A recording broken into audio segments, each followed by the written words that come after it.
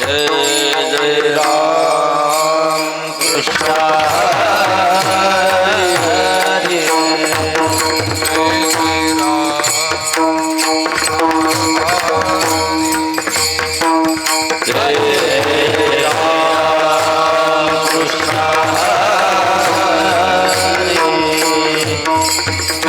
जय राम कृष्ण हरे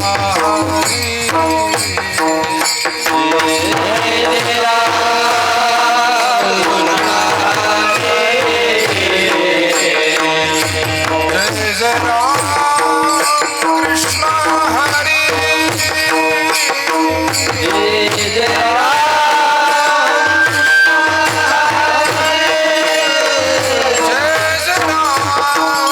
कृष्ण हरे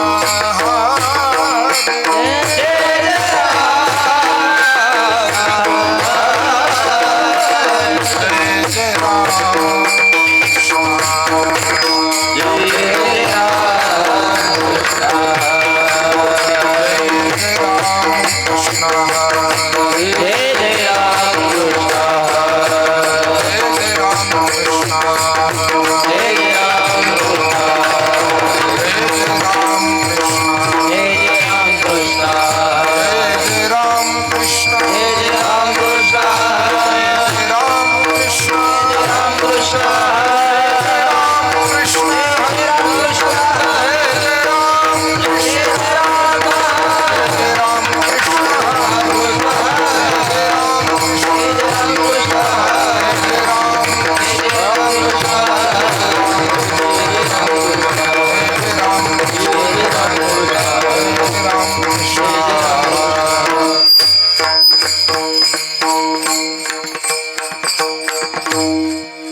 रूप पाहता लोचनी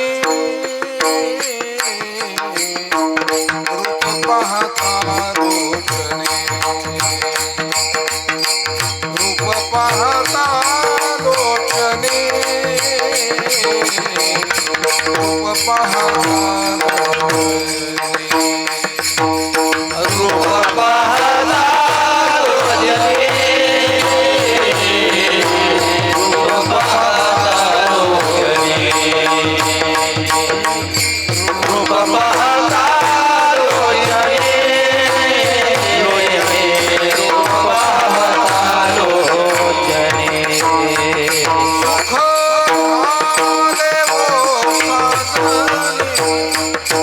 सुख झाले वो साजनी साजनी ओहा विठ्ठल बरवा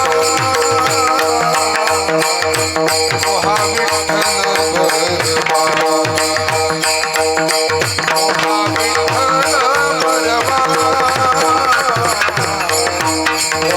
विठ्ठल बरवा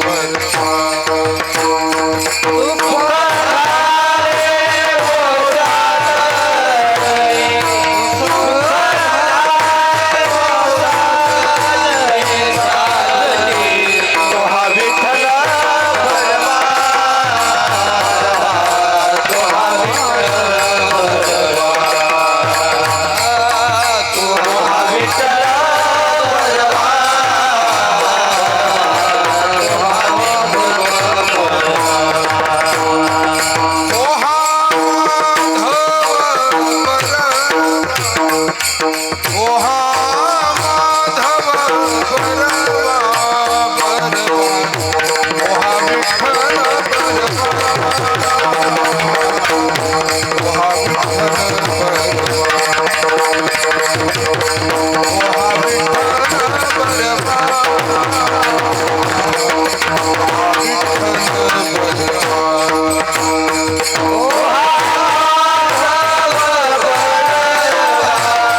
Oh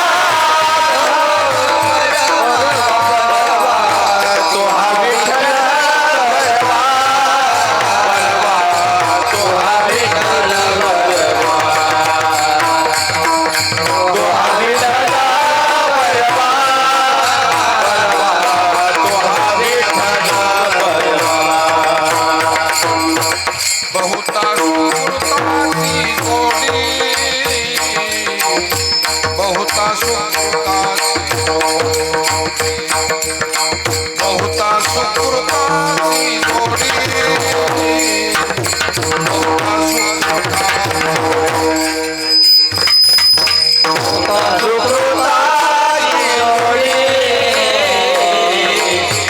सुकृताची बहुता सुकृताची जोडी बहुता सुकृताची जोडी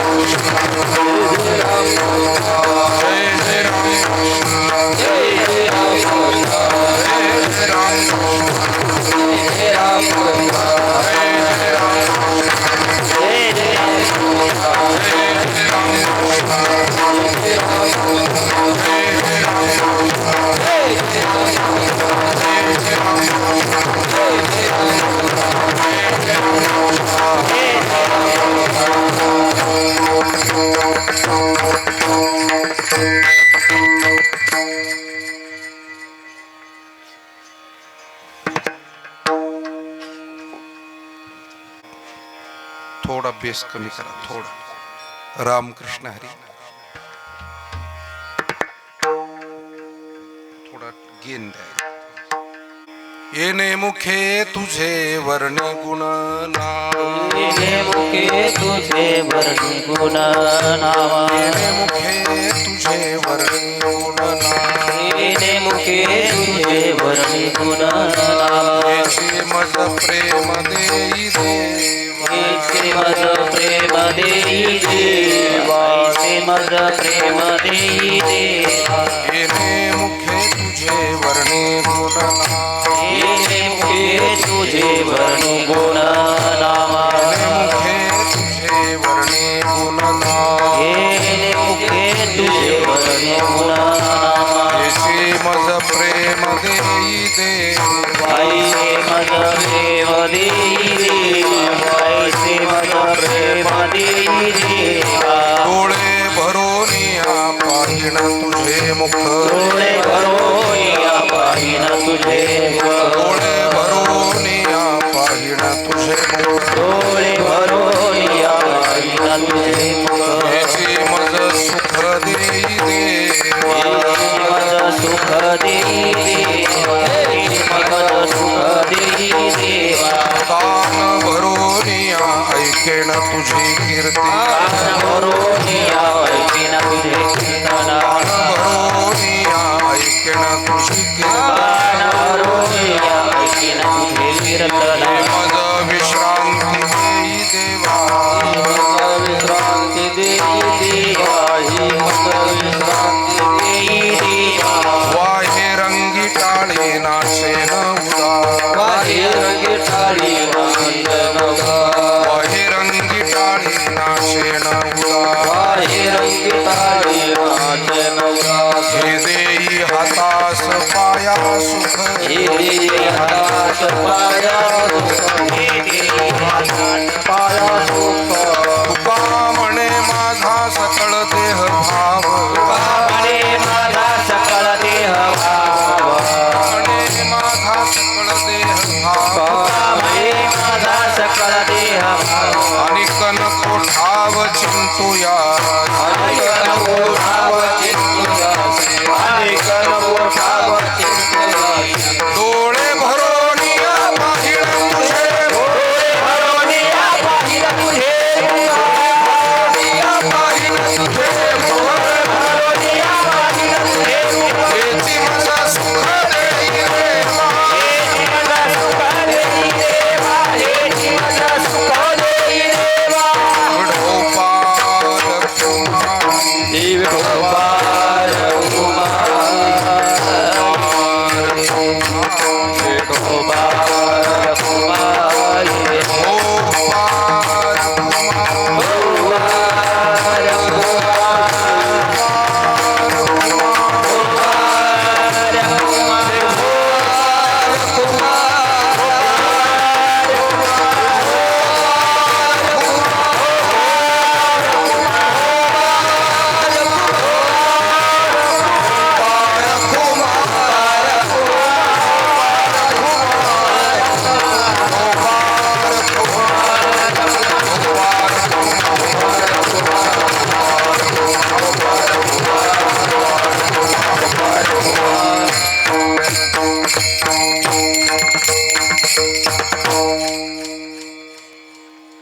म्हणा गायनाचार्य हरिभक्तीपरायण बाबासाहेबजी महाराज सातपुते. गायनाचार्य हरिभक्तीपरायण अशोकजी महाराज निरफळ. मृदंग वादनाची साथ आपल्या सद्गुरू नारायणगिरीजी महाराज आश्रम नेवासा येथील. प्रसाद महाराज तरवडे आणि ज्ञानेश्वर महाराज इंगळे.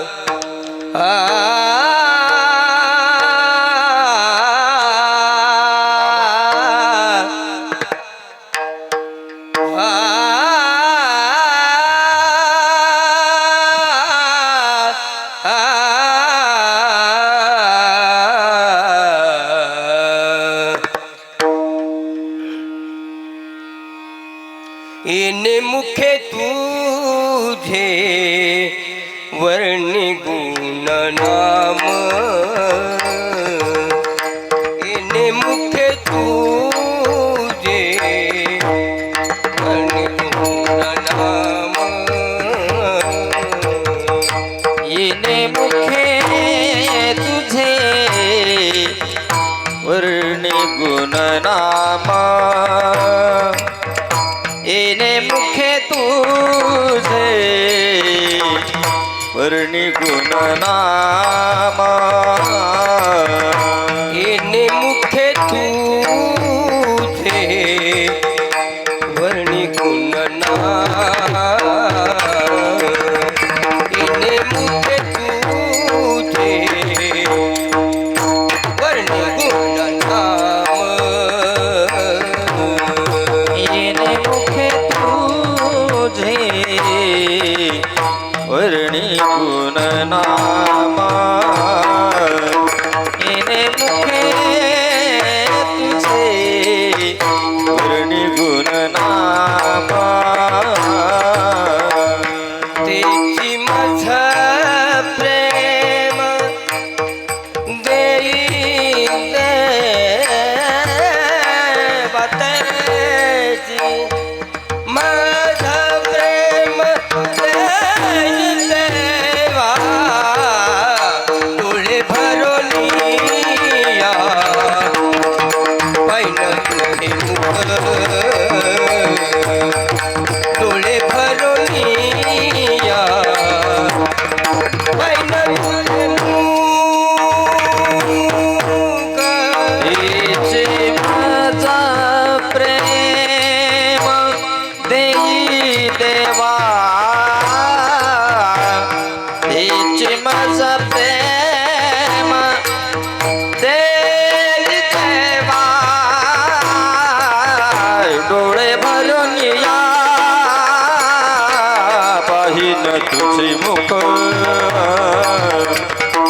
डोळे भरून या पाहिन तुझे मुख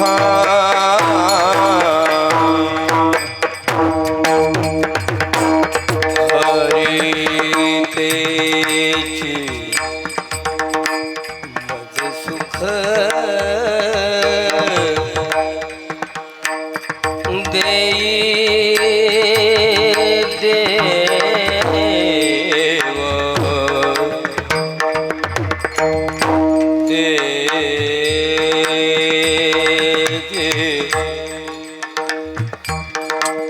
तेची मज सुख देई देव तेची सुख तेची सुख तेची सुख आ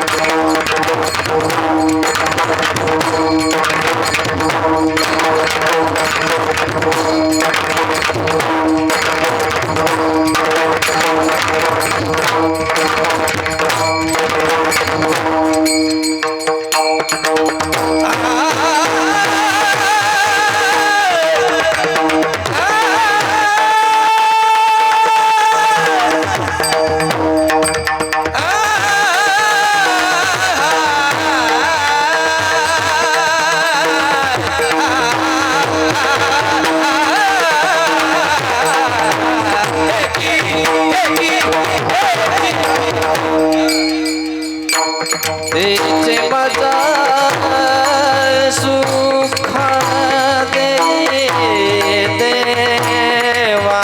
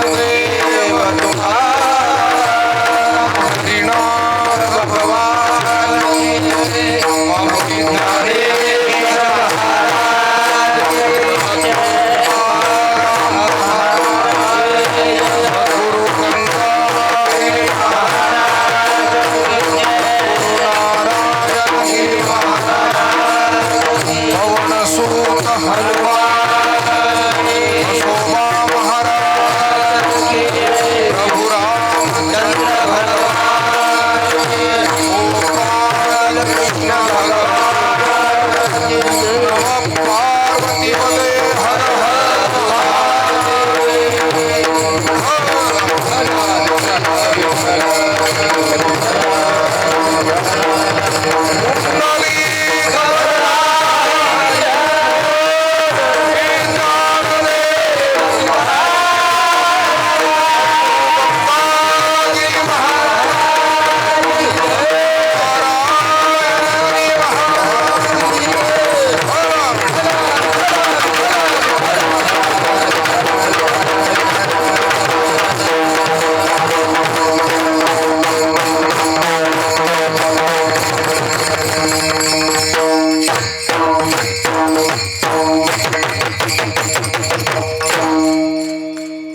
येणे मुखे तुझे वाजवा टाळी वाजवून सगळ्यांचं गायक वादक भजनी मंडळ सगळ्याचं अभिनंदन करा.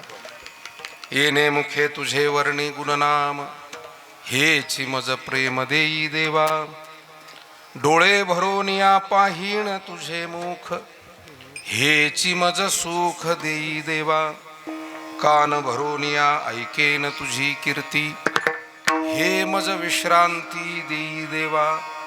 वाहे रंगी टाळी नाचेन उदास हे देई हातास पाया सुख. तुका म्हणे माझा सकळ देह भाव अनेक नको ठाव चिंतुयासी. डोळे भरून या पाहीन तुझे मुख हेची मज सुख देई देवा. महायोग पीठे तटे भीमरथाम वरम पुंडरीकाय दातुं मुनीन्द्रयेः. समागत्य तिष्ठन्तमानन्दकन्दं परब्रह्मलिङ्गं भजे पाण्डुरङ्गं. मनोजवं मारुततुल्यवेगं जितेन्द्रियं बुद्धिमतां वरिष्ठं. वातात्मजं वानरयूथमुख्यं श्रीरामदूतं शरणं प्रपद्ये. तपोज्ञान वैराग्य भक्ति स्वरूपं सदालंकृतं साधु संन्यास योगं. मुखे यस्य वेदांत शास्त्रार्थ नीतिं नमो नारायण गिरिं ब्रह्मस्वरूपं. मस्तक हे पायावरी मस्तक हे पायावरी मस्तक हे पायावरी मस्तक हे पायावरी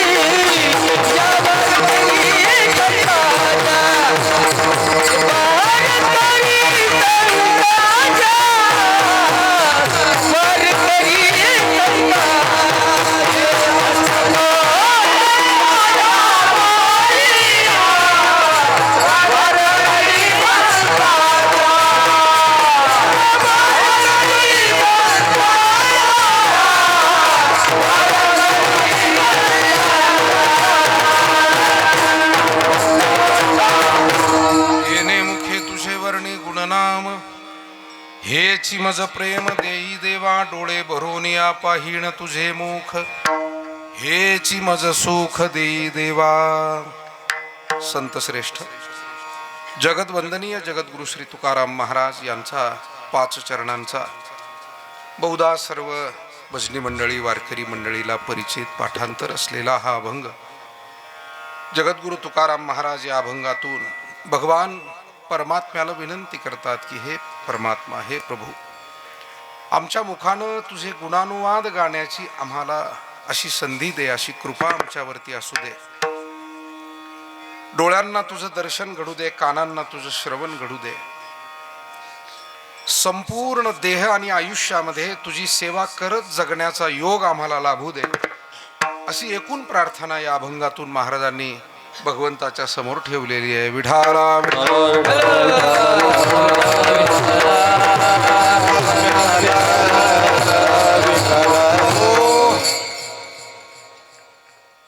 इंगळे वस्ती, वैजापूर, जिल्हा छत्रपती संभाजीनगर.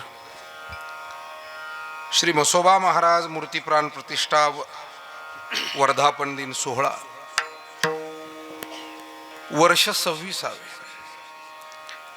प्रतिवर्षाच्या नियमाप्रमाणे आपल्या समस्त इंगळे वस्ती परिसर, वैजापूर आणि पंचकृषीतील सर्व भाविकांच्या सहकार्यानं आणि विशेष करून आपल्या इंगळे वस्तीच्या पुढाकारानं प्रत्येक कुटुंब या ठिकाणचं या सेवेमध्ये सहभागी आहे आणि सर्वजण मिळून हा वर्धापन दिन सोहळा योगीराज सद्गुरू गंगागिरीजी महाराज, ब्रह्मलीन पूज्य सद्गुरू श्री नारायणगिरीजी महाराज आपल्या या सर्व महात्म्यांच्या आशीर्वादानं, सद्गुरूंच्या आशीर्वादानं, म्हसोबा महाराज, हनुमानजी महाराज या देवतांच्या कृपेनं हा सोहळा प्रतिवर्षाप्रमाणे या ठिकाणी होतोय.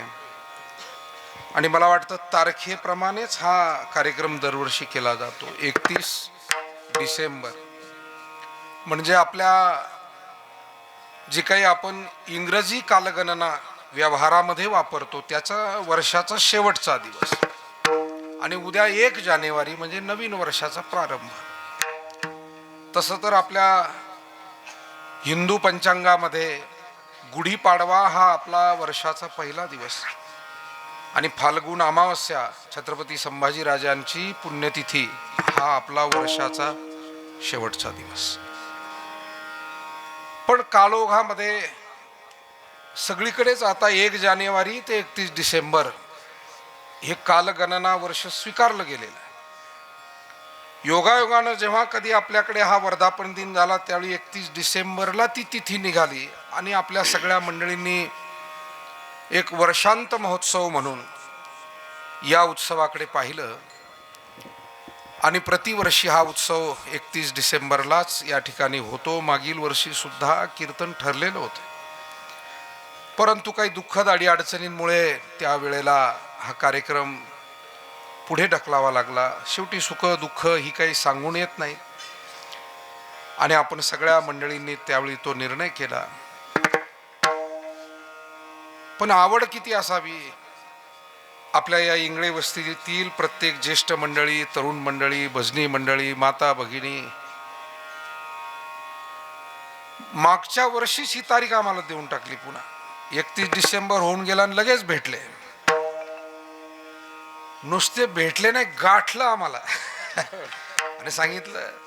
वास्तविक आमचे 31 डिसेंबरचा कार्यक्रम आमचे कीर्तनकार परमस्नेही जगन्नाथजी महाराज पाटील मुंबईकर यांच्याकडे ही मी वर्षानुवर्ष सेवा, कारण ते तरुण मंडळींसाठी एक व्यसनमुक्तीचा कार्यक्रम आजच्या दिवशी घेत असतात. आम्ही त्यामध्ये सहभागी असतो. आम्ही आमच्याकडे काही उपक्रम या निमित्तानं घेत असतो. परंतु आपल्या सद्गुरू गंगागिरीजी महाराजांचा हा परिसर आहे. सद्गुरू नारायणगिरीजी महाराजांची कृपांकित असलेले सर्व गुरुबंधू मंडळी आपण आहात.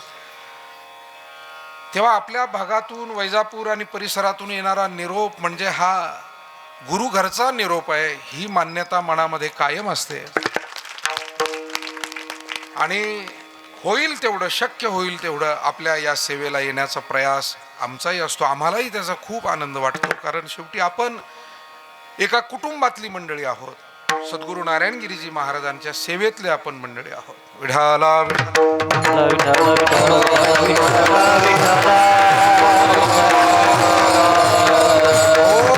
महाराजांच्याच आशीर्वादाने हा कार्यक्रम आज आपल्या सर्वांच्या उपस्थितीमध्ये संपन्न होतोय.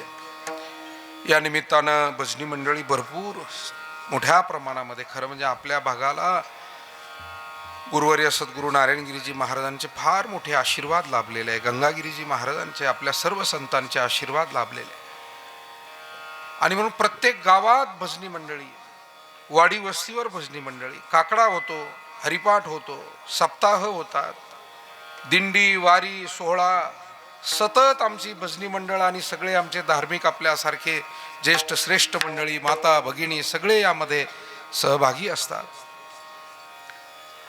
मला आनंद वाटतोय की आपल्या या इंगळे वस्तीवर सुद्धा प्रत्येक एकादशीला काकडा होतो. केवढा चांगला नियम आहे, केवढा चांगला नियम आहे. तुम्ही सगळ्या मंडळींनी जो जपलाय, भजनी मंडळ आमचं सगळंच, धन्यवाद आहे तुम्हाला. कारण कार्तिक स्नानात काकडा बहुतेक अनेक गावी होतो, पण मग वर्षभर पुन्हा काकड्याची नामची गाठच नाही. आणि मग आपण त्या अभंग विसरून जातो, त्या चाली विसरून जातो, अनेक गोष्टी होत. पण हा चांगला नियम आहे, हा फडकऱ्यांचा नियम आहे, वारकऱ्यांचा नियम आहे,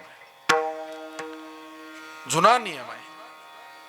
आणि म्हणून आपण सगळ्या मंडळींनी हा जपलाय. प्रत्येक पंधरवाड्याला एकादशीला या ठिकाणी काकडाही होतो, भजनही होतं. असे चांगला परिसर, चांगली मंडळी. वैजापूर नंबर 2 इंगळे वस्ती,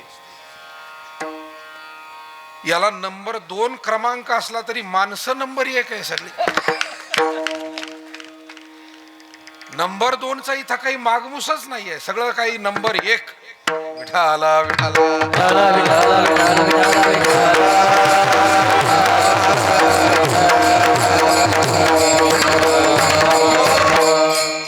आपल्या त्या ग्रामीण मतदारसंघानुसार आणि इथल्या व्यवस्थेनुसार त्याला तो क्रमांक आहे.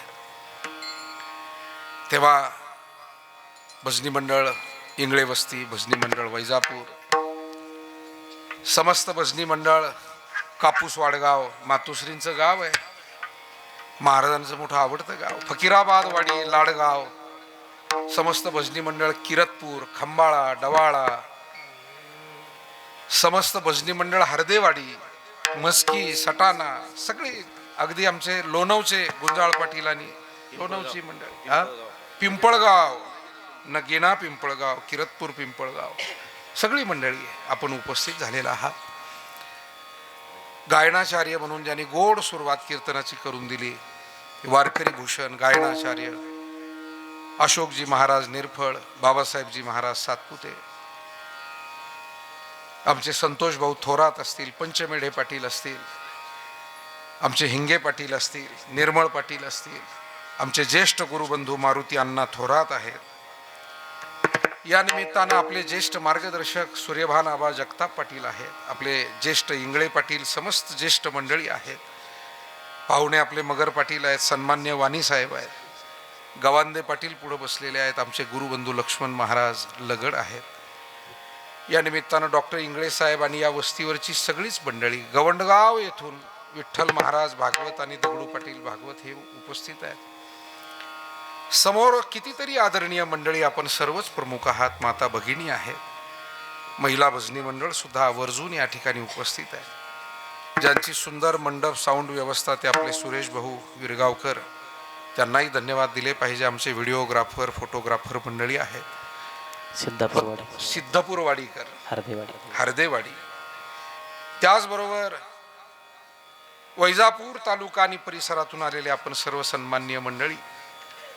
आपल्या सर्वांच्या उपस्थितीमध्ये हा कार्यक्रम संपन्न होताना आजच्या महाप्रसादाची जबाबदारी ज्यांच्याकडे, ते श्री रामराव आनंदराव इंगळे पाटील, बाळासाहेब रामराव इंगळे पाटील, संतोष रामराव इंगळे पाटील आणि सतीश रामराव इंगळे पाटील, रामराव पाटील आणि त्यांची सगळी मुलं, हा परिवार, यांना सुद्धा धन्यवाद दिले पाहिजे. तेव्हा असा हा कार्यक्रम संपन्न होतोय.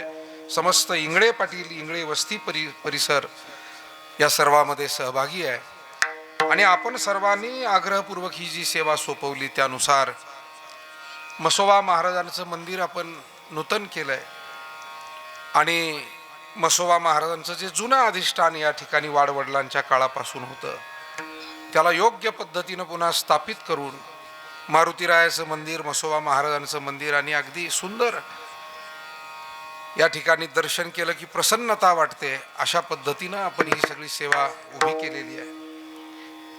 जगद्गुरु तुकाराम महाराजांचा जो अभंग सेवेसाठी घेतलाय, या अभंगातून महाराज भगवान पांडुरंगाकडे, परमात्म्याकडे प्रार्थना करतात की आपलं जीवन हे जर सुखी, आनंदी, आदर्श व्हावं वाटत असेल तर आपल्या जीवनाला भगवत भक्तीची जोड आवश्यक आहे. आणि भगवत भक्ती आपल्याकडून घडायची असेल तर परमेश्वराचे आशीर्वाद, सद्गुरूंचे आशीर्वाद, ईश कृपा, गुरु कृपा शास्त्रीय भाषेत, आणि तिसरा शब्द आहे आत्मकृपा. विठाला विठाला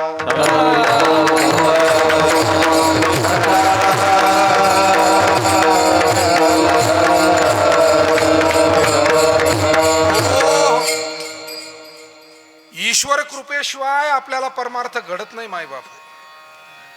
म्हणून भगवंताचे आभार मानले संतांनी. देवा तुझ्या कृपेनं आम्हाला हा भगवत भक्तीचा योग आहे. कारण जन्म जन्मांतरीची असेल पुण्य सामग्री, तरीच नाम जिव्हाग्री येईल श्रीरामाचे. तुकोबा तर म्हणतात, माझ्या विठोबाचा कैसा प्रेम भाव, आपणची देव होय गुरु, पडिये देह भाव पुरवी वासना, अंती ते आपणापाशी न्यावे, मागे पुढे उभा राहे सांभाळीत, आली आघात निवाराया. अशा पद्धतीनं जो परमात्मा रक्षण करतो, जीवन देतो, जगवतो, रक्षण करतो आणि आमच्याकडून काही चांगली कार्य सुद्धा करून घेतो, त्यानं बुद्धी दिली नाही तर तुम्ही आम्ही काय परमार्थ करू शकतो, काय पुण्य करू शकतो. म्हणून त्याची कृपा आहे आणि त्याच्या कृपेशिवाय हे शक्य नाहीये. त्याच्या कृपेनं त्यानंतर पाहिजे ती सद्गुरूंची कृपा. गुरु कृपा निर्मळ भागीरथी. गुरु कृपेला एक पवित्र तीर्थ म्हटलेलं आहे. ज्ञानोबा ज्ञानेश्वरीमध्ये म्हणतात, तैसी गुरु कृपा उखा उजळली, ज्ञानाची वातपली पडली, साम्याची रुद्धी उघडली, जयाची दिठी. गुरुकृपा रूपी सकाळ आमच्या जीवनामध्ये झाली आणि ज्ञानाचं कोवळं ऊन पडलं, असा ओवीचा अर्थ. आणि मग आमच्या अंतःकरणामध्ये एक अध्यात्म भाव तयार झाला. आपण भाग्यवान आहोत.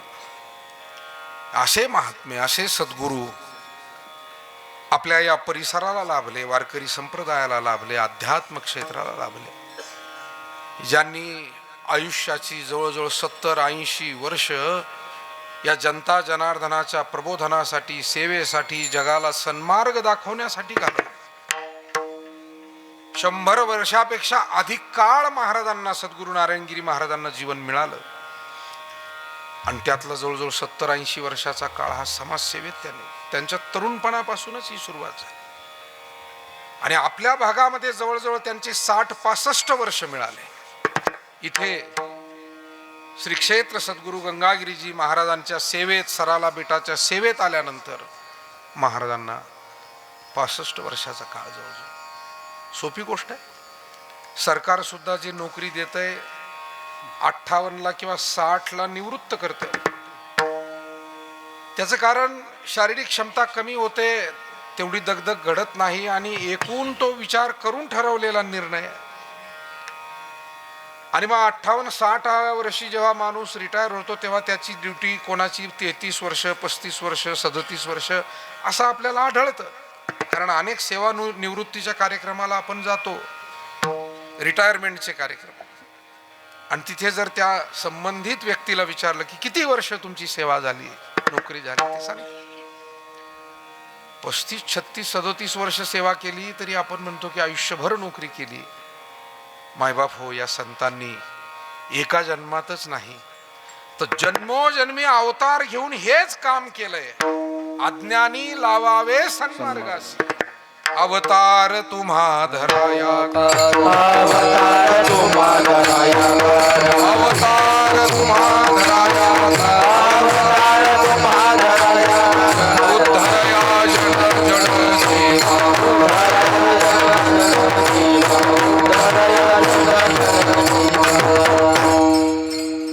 महात्मे इथे येतात म्हणजे सामान्य जीव जसा येतो तसे नाही, त्यांचं येणं वेगळ्या रीतीने. हे पहा, गुरुजी शाळेत जातात, शिक्षिका बाई शाळेत जातात आणि मुलं मुली शाळेत जातात, पण त्या शाळेत जाण्याचे हेतू वेगवेगळे आहेत.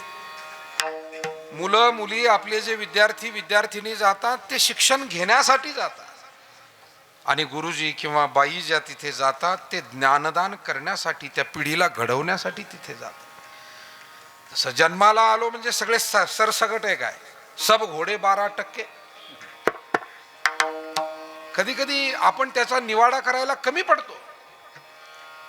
सामान्य जीव येतो तो पूर्वीचं काही पाप पुण्य कर्म वासना त्याप्रमाणे त्याला जन्म घ्यावा लागतो.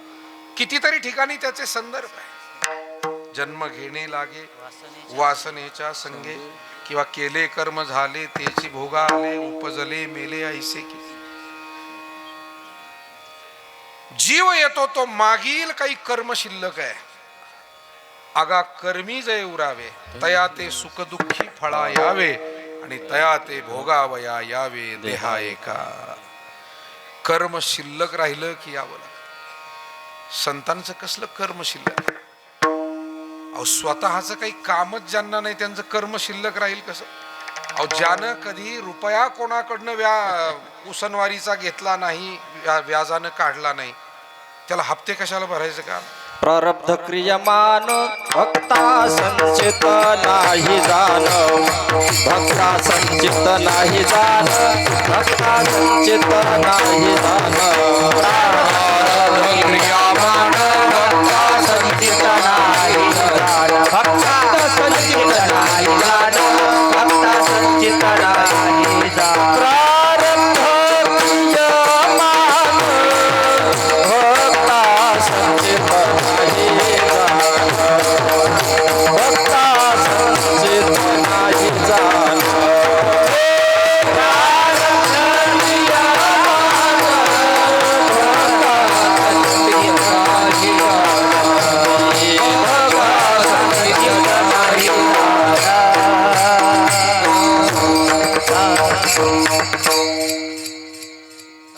शिंदे पाटील आहे काय नाव विसरलो मी. वस्तीवर जेवायला आलो. थेटे शेटे पाटील अशोकराव फार धडाडीचे वारकरी संप्रदायाचं. काय जेवायला बोलावलं, जसं काही एखादा लग्नाचाच कार्यक्रम नातीचा ठेवलाय असं एवढं जेवण केलं. काय आवड आहे. हे सगळे महाराजांचे उपकार आहे आपल्यावर. हे वळण त्यांनी लावलं आपल्याला. तुम्ही संत माये बाप कृपावंत, केले उपकार सांगो काय बाप न करी आईसी. आणि हे जे महात्मे आहेत यासाठीच येतात. येथे उपकारासाठी, येथे उपकारासाठी,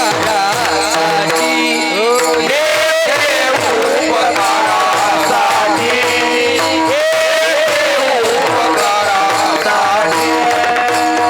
आले घर जावई कोटी, आले घर जावई कोटी, येथे उपकारासाठी, येथे उपकारासाठी आले घर जावई कोटी,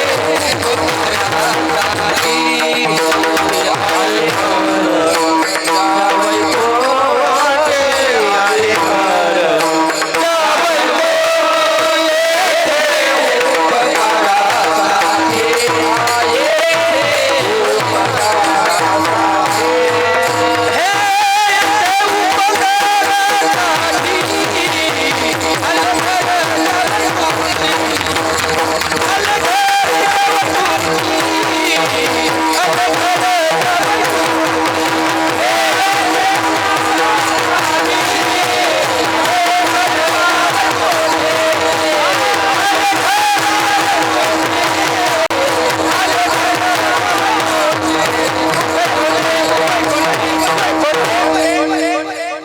येथे उपकारासाठी, येथे उपकारासाठी आले घर जा वैकुंठी. त्यांना संचितही नाही, प्रारब्धही नाही, क्रियमानही नाही, कारण कर्मधर्म त्यांचा झाला नाही. आम्हाला कर्म आहे, कर्माचा कायदा लागू आहे. ब्रह्मलीन सद्गुरू नारायणगिरीजी महाराज एक गोष्ट सांगायचे. ते म्हणाले कायदा जरी असला तरी तो सर्वांना सारखा लागू होत नाही. आपला लोकशाहीतला सुद्धा कायदा, एका राजानं कायदा केला होता, माझ्या राज्यामध्ये कोणीही नग्न किंवा अर्धनग्न राहू नये, परिपूर्ण वस्त्र व्यवस्थित पेहराव करावा. काही कारण झालं असेल आणि त्या राजानं तो नियम केला, कायदा तयार झाल्यानंतर 8-15 दिवसामध्ये 2-3 केस त्या राजाच्या दरबारामध्ये आल्या. 2-3 केस अशा होत्या. एक मनोरुग्ण होता, अर्धेच कपडे अंगावर होते, अर्धे फाटून गेलेले, पण बिचारा तो मनोरुग्ण होता. त्याला धरून आणलं शिपायांनी, पोलिसांनी. दुसरा संन्यासी साधू महात्मा विरक्त होता, त्याच्या अंगावर काय वस्त्र आहे नाही आपल्याला सद्गुरू गंगागिरीजी महाराजांचं माहिती आहे. गंगागिरीजी महाराज बेटावर असताना तर फक्त लंगोटी लावूनच असायचे, काय वस्त्र सुद्धा अंगावर नाही. आणि पंढरपूरला निघाले तर झोपडीला आग लावून निघून जायचे. फार विरक्त होते. पुण्याई असते मायबाप. आपल्या पाठीमागे ही सगळी पुण्याई आहे आणि त्या पुण्याचा लाभ आपल्या सगळ्यांना आजही होतोय. जसं घरामध्ये आज आपण आमचे वाणी साहेब इथं बसले, स्वर्गीय आर्यम वाणी साहेब, केवढं कार्य केलं. खरा माणूस, परखड माणूस. आणि तेच पुन्हा समाजाची सेवा, वारकऱ्यांची सेवा, सद्गुरू नारायणगिरीजी महाराजांची सेवा, ही पुण्याई असते. जशी ही एक पुण्याई आहे तशी संत महात्म्यांची सुद्धा एक पुण्याई असते. आणि म्हणून संन्यासी विरक्त आहे, तोही धरून आणला दरबारामध्ये. आणि तिसरा होता तो फॅशनच्या नावाखाली त्यानं अर्धी इजार घातली होती. या सभापती साहेब, आमचे अंकुशराव हिंगे पाटील आले, बसा. आम्ही लांबून आलो तुमच्या आधी. ते मोठा माणूस म्हणजे जरा उशिरा आल्याशिवाय नाही नाही नाही. 2 तर किलोमीटर आहे तुम्हाला. विठाला विठाला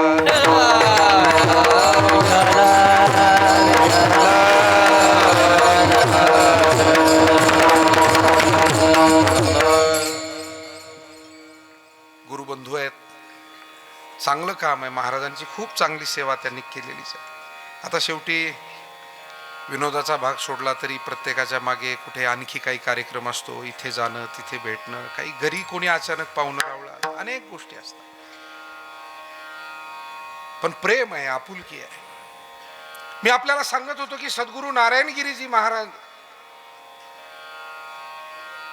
गंगागिरीजी महाराज हे जसे विरक्त महात्मे गोष्ट सांगत होतो, त्या पद्धतीनं त्या दरबारामध्ये जे 3 लोक आणले त्यातला एक विरक्त महात्मा होता.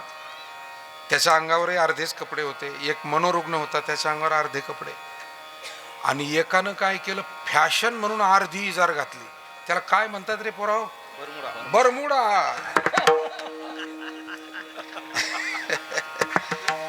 बरं, हा बरमुडा घरात घालायला हरकत नाही. सुरेश भाऊ, मी मुंबईला कीर्तनाला जात होतो पूर्वी, आता जात नाही, धावपळ होत नाही. तिथं ते साऊंडवाला बरमुडा घालून यायचा ते माईक नीट करायला. मी म्हणलं, अरे गधड्या, निदान इथं तरी तुला पूर्ण चड्डी नाही का घालायला? विठाला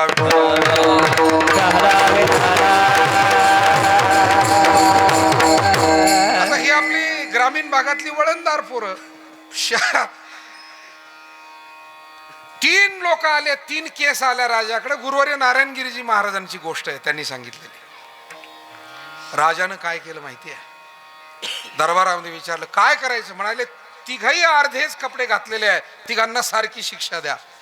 असं बरेच जण म्हणाले. राजा म्हणाला, अरे तसं नाही बाबा, कायदा जरी असला तो सर्वांना सारखा लागू होत नाही. इथून आपण बोलत आलो. म्हणाले, मनोरुग्ण आहे, त्याला काय दंड करणार? ज्याला बिचारायला काही सुचत नाही, काही कळत नाही, उलट त्याची सेवा करणं, त्याला सांभाळणं आपलं काम आहे समाजाचं. आणि म्हणून त्याला सुधारगृहामध्ये टाका, काही उपचार द्या, त्याची सेवा करा. त्याला काही दंड केला नाही. साधू महात्मा आहे, विरक्त आहे, दिगंबर. दिशा हेच ज्याचं वस्त्र. अंबर म्हणजे वस्त्र, दिग म्हणजे दिशा, दिगंबर. म्हणून आपण दत्तात्रयांना दिगंबर म्हणतो ना. दिगंबरा दिगंबरा श्रीपाद वल्लभ दिगंबर. साधू आहे, त्याला या जगाचंच घेणं देणं नाहीये. माझी या देहाची मज नाही चाड, कोठे करू कोड आणि खाते. माझी या देहाची मज नाही चाड, कोठे करू कोड आणि खाते. कोठे करू कोड आणि खाते. कोठे करू कोड आणि या देहाची मज नाही चाड, कोठे करू कोड आणि खाते. कोठे करू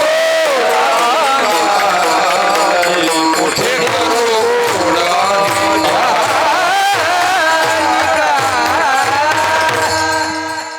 माझी या देहाची मज नाही चाड, अशी महात्म्यांची अवस्था आहे. भक्त ऐसे जाना जे देही उदास गेले आशापाश. राजा म्हणाला साधूला दंड करणं ही आपली पात्रताच नाही, कारण ते या जगाच्या नियमाच्याच वेगळ्या आहेत. त्यांनी संपूर्ण आयुष्यच त्यागमय जीवन जगताय. साधूचा सन्मान केला, त्यांना सन्मानपूर्वक पाठवून दिलं. मनोरुग्णाला सुधारगृहात पाठवलं, उपचार केले. पण ज्यानं कायदा समजत असून सुद्धा अर्धी चड्डी घालून जो फिरत होता कीर्तनात, राजा म्हणला एक ओली फोक आणा याच्या पोटऱ्या हाणा. कारण याला सगळं कळतंय, याला कायदाही कळतोय, नियम झाला हेही माहित आहे, तरी मुद्दाम मोडतोय. म्हणून मायबाप हो, तुम्ही आम्ही जे काही या जगामध्ये येतो, आपल्याला कर्माचा कायदा लागू आहे. मागच्या जन्मातली वासना, मागचे कर्म, त्यानुसार जन्म. साधूंना कर्म शिल्लक राहिलेलं नाही. काम नाही, काम नाही, झालो पाही रिकामा. पण तरी सुद्धा त्यांना त्या वैकुंठ लोकात स्वस्त बसता येत नाही. जसं घरामध्ये आपले म्हातारे मायबाप असतात, वयमान झालेलं असतं, फार काही दगदग होत नाही, पण तरी सुद्धा पोराची फजिती होते म्हणल्यावर म्हातारं पाणी भरायला जात. कोणाला बोललो मी? विठाला विठाला.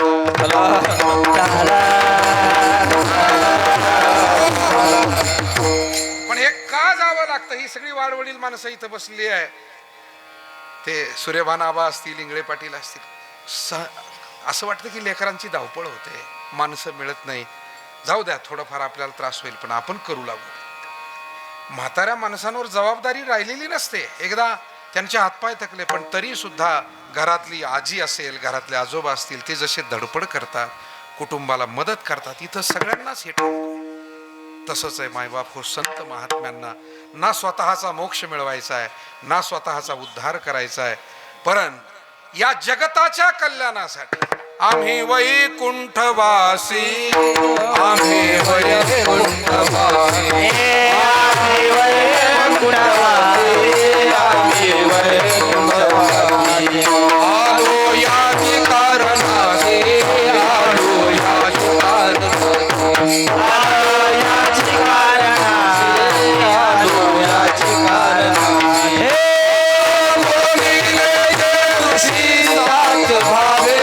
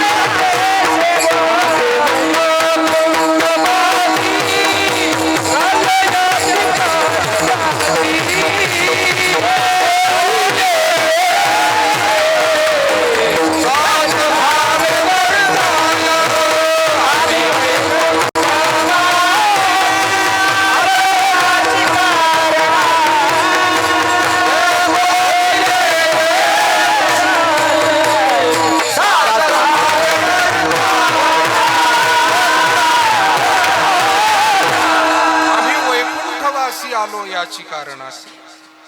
तुकाराम महाराज म्हणतात, बोलिले जे ऋषी साच भावे वर्ताय, झाडू संताचे मार्ग आड राणी भरले जग, उच्चिष्टाचा भाग शेष उरला तो सेव, अर्थ लोपली पुराणे, नास केला शब्द ज्ञाने, विषय लोभी म्हणे साधने ही बुडविली, पिटू भक्तीचा डांगोरा, कळी काळासी दरारा, तुका म्हणे करा जय जयकार, आनंदे विठाला.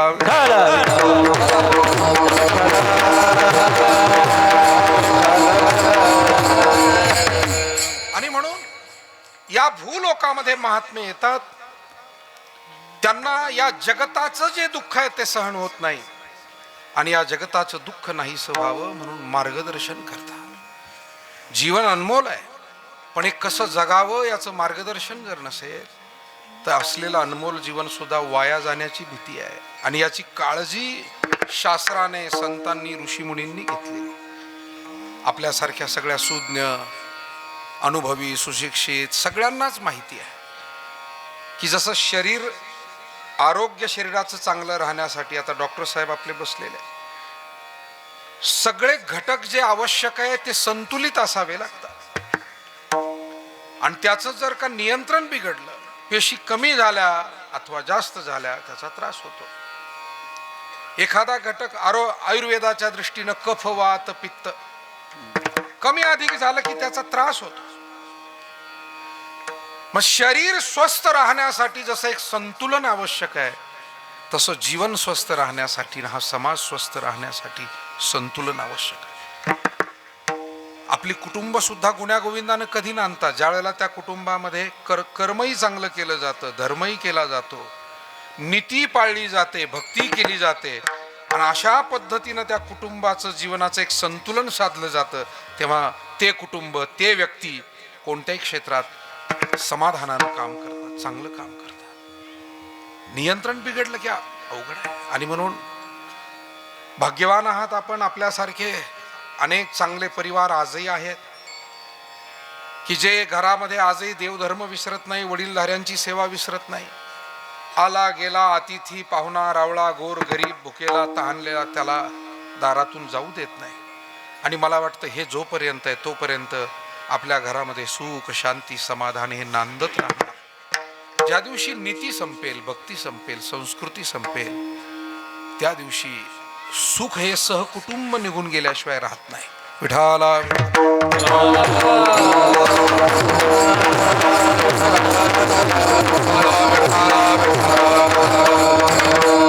आणि म्हणून आपला माता, भगिनी, पुरुष, तरुण पिढीमध्ये सुद्धा चांगली मंडळी आहे की जे याचा विचार करतात, आणि तो करायलाच पाहिजे की आम्हाला शेती करायची, आम्हाला व्यवसाय करायचा आहे, आम्हाला नोकरी करायची, आम्हाला समाजकारण करायचंय, जे काही जबाबदारी आमची आहे ती करत राहू.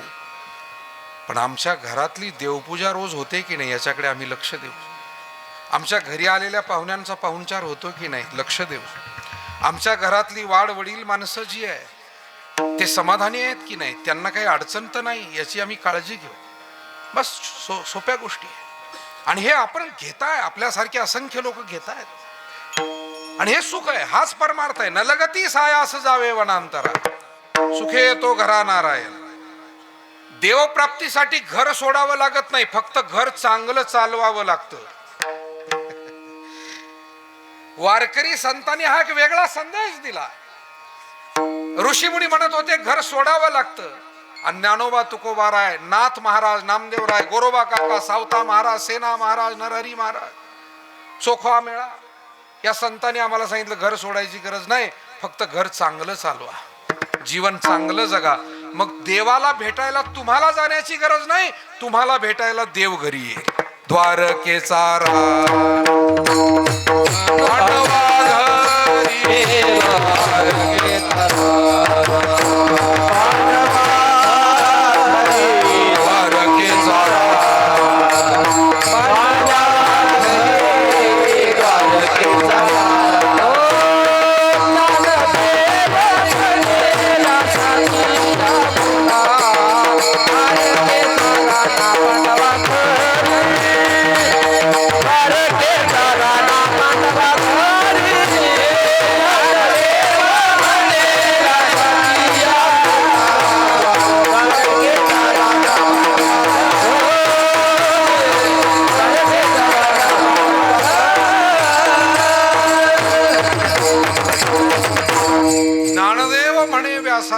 खुणा, द्वारकेचा राणा पांडवा घरी.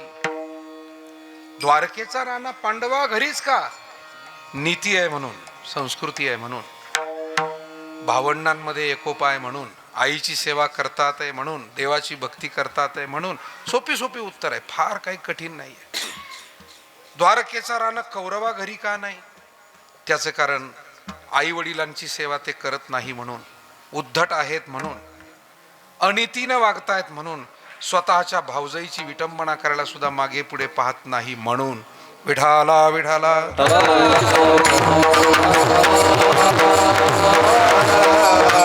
आज आम्हाला असं वाटतंय काहीतरी गंडा तोडगा केला म्हणजे सुख आमच्या घरी आहे. सुख हे परमेश्वराचं स्वरूप आहे मायबाप हो. सुखरूप ऐसा तुझा कोण सांग.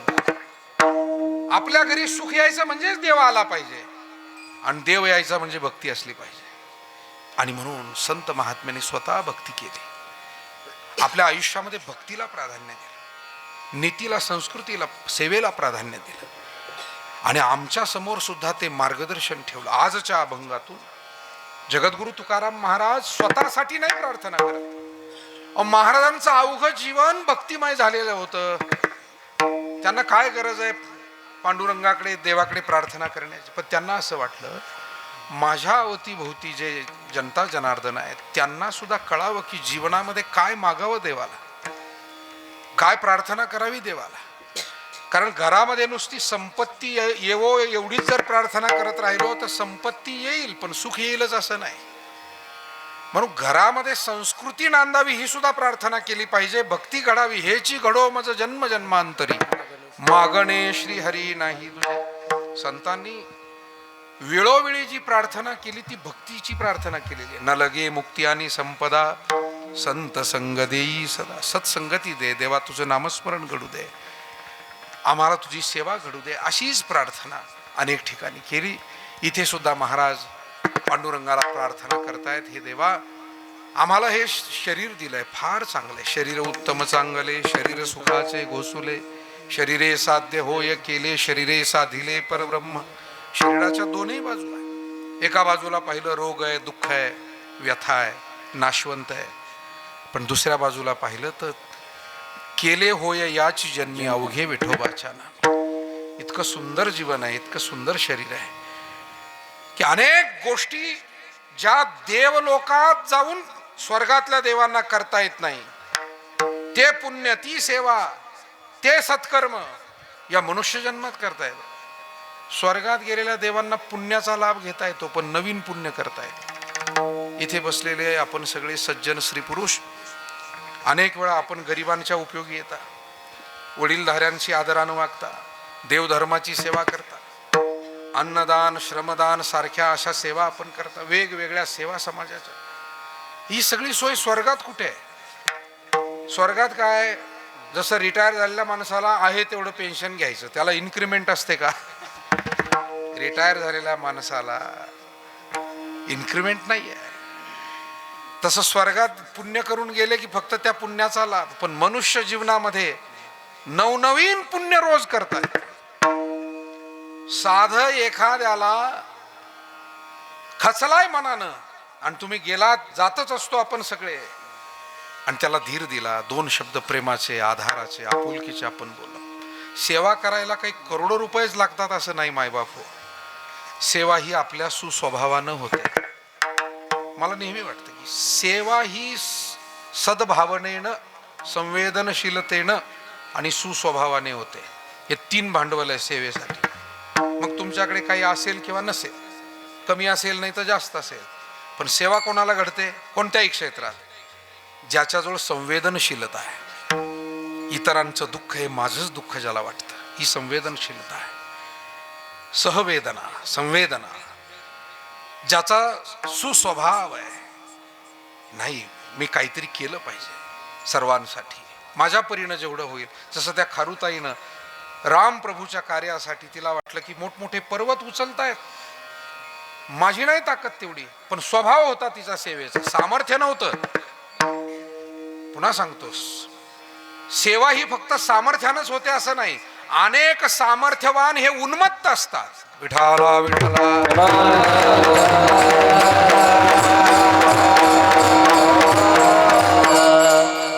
सामर्थ्यानं कधी कधी उन्माद येतो. म्हणून सामर्थ्य जर का सुस्वभावी माणसाला मिळालं तर त्याच्यातून चांगलं घडतं. आणि सामर्थ्य, भगवान शंकराने आशीर्वाद दिला कोणाला? भस्मासुराला. नावच भस्मासुर, पण आशीर्वाद असा दिला, तू ज्याच्या डोक्यावर हात ठेवशील तो. सगळी कथा सांगत नाही, भाग सांगतो कथेतला छोटासा. गुरुवर्य ब्रह्मलीन आपले सद्गुरू नारायणगिरीजी महाराज फार रंगून गोड सांगायचे. काम दिलं होतं त्याला, या महाराज या. आमचे शंकर महाराज, गाडीवान अशोकराव नवले, आमचे जाधव पाटीलही मागे बसलेले, खंबाळेकर, त्यांच्याकडेही कार्यक्रमाला गेलो. वाळुंज पाटील बसले. शिवरात्रीला यायचंय त्यांच्याकडे. आता शिवरात्रीच्या दिवशी सकाळी 10 ते 12 कीर्तन जाहीर करून टाकला. आता विठाला विठाला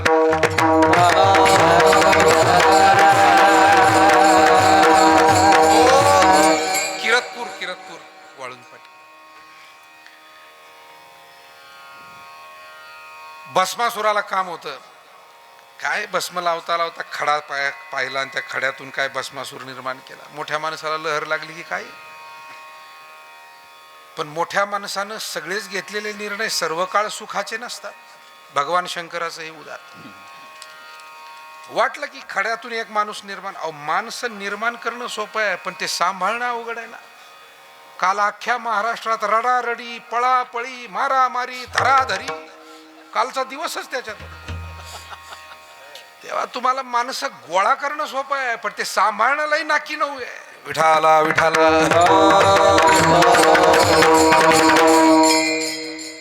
असं आहे की राजकारणाची मोठी गंमतच झालेली आहे. अगोदर फोडाफोडी असते, नंतर तिकीट मिळवायला रडारडी असते, इलेक्शन चालू झाल्यावर पाडापाडी असते, आणि निवडून आल्यावर काढाकाढी असते. विठाला विठाला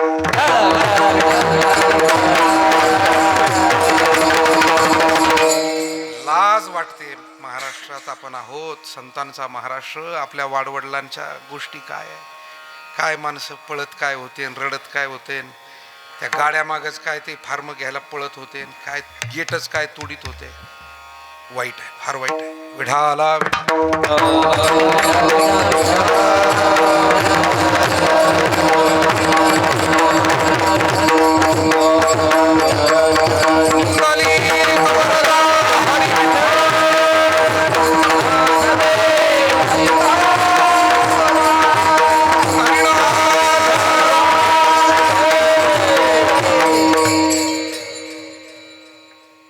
काय सांगत होतो मी, ते राहिलं बाजूला. भस्मासूर सांगत. खडाच काय निर्माण केला आणि माणूसच काय. पण माणसं गरजेची असतील तर निर्माण करायला. शंकरालाही लहर लागली, केला निर्माण. त्यानं सांगितलं काय काम करू देवा. म्हणे मला रोज भस्म आणून दे, ताजा चिता भस्म. दिलं काम. तो जाऊ लागला जिथे कुठे कोणी कालच्याला ज्याचं दहन झालंय, ती राख शांत झाली, असं ताजा चिता भस्म जो घेऊन यायला.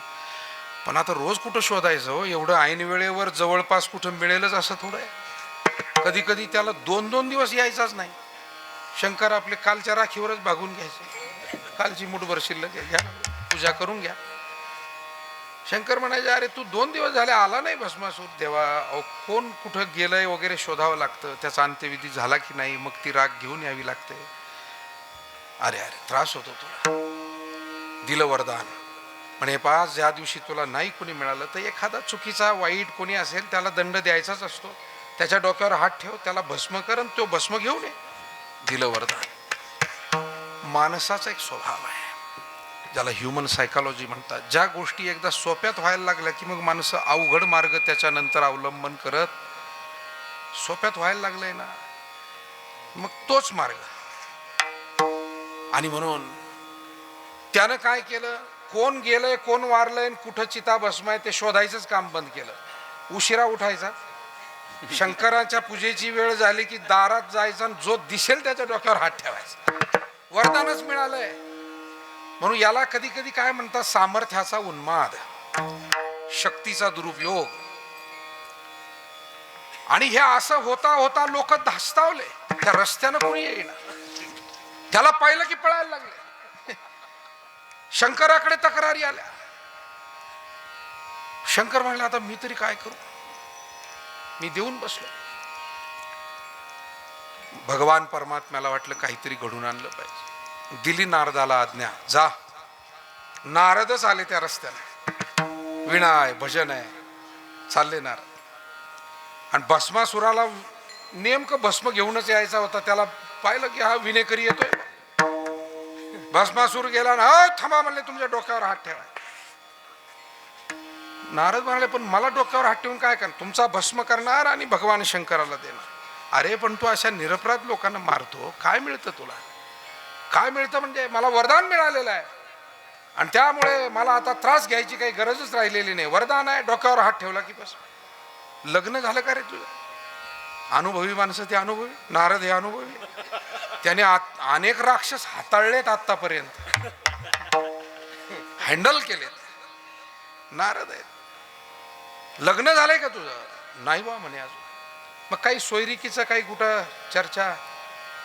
माझं लग्नाचं कोणी अजून म्हणलंच नाही म्हणे एवढं आपुलकीनं. काय म्हणे गधड्या, तुला काही लाज वाटते? एवढा मोठा तू चांगला सामर्थ्यवान, लग्न नाही तुझं अजून. तू लग्न केलं पाहिजे म्हणे पहिले. हे काय रोज धंदा घेऊन बसला म्हणे, आन भस्मन दे शंकराला, आन भस्मन. याच्यासाठी काय तुझा जन्म आहे का? लग्न करावं, प्रपंच करावा, जबाबदारी घ्यावी. नारदांनी बरोबर त्याला अटकल शिकवली. या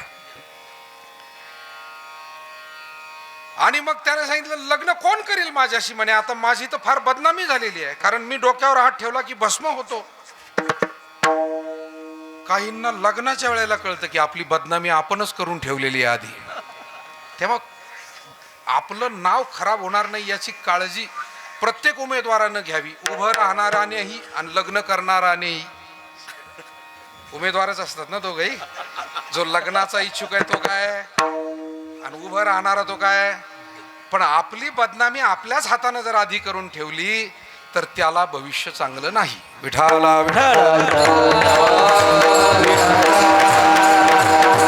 आणि आपल्यासारखे सज्जन माणसं या गोष्टीची काळजी घेतात की आपण योग्य तऱ्हेनं कसं जीवन जगू. कीर्तन हे असंच आहे, चालता चालता गोष्टी याच्यात शिकायला मिळत असतात.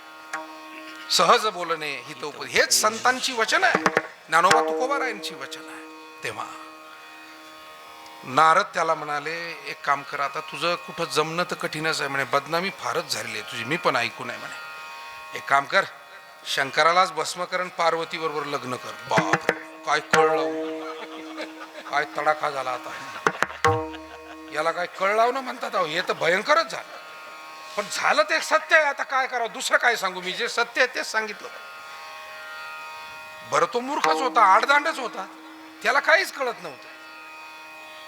आणि मग तो आला, भस्म आणलं. शंकर, भगवान शंकर, पूजेची तयारी झालेली आहे.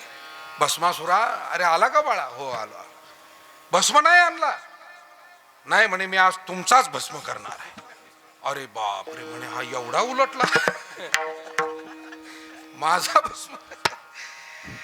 आणि मग मला असं वाटतं, मतभेद असायला हरकत नाही, परंतु मनभेद नको असतात आणि एकमेकाला संपवण्याची वृत्ती असता कामा नये. बाकी विचार विनिमय वेगवेगळे असू शकतात, पण कोणाचं वाईट करणं हे असू नये. वाईट करणं म्हणजे भस्मासूर आहे. मला वाटतं समाजात खूप चांगली उदाहरणं आम्ही पाहतो. अनेक माणसं वेगवेगळे मतभेद असतील, परंतु कधी कोणाचं वाईट व्हावं अशी कामना करत नाही, तसे खटपटी करत नाही. आणि हेच मनुष्य जीवन आहे, हे आदर्श जीवन आहे. एक हिंदी भजन फार गोड आहे.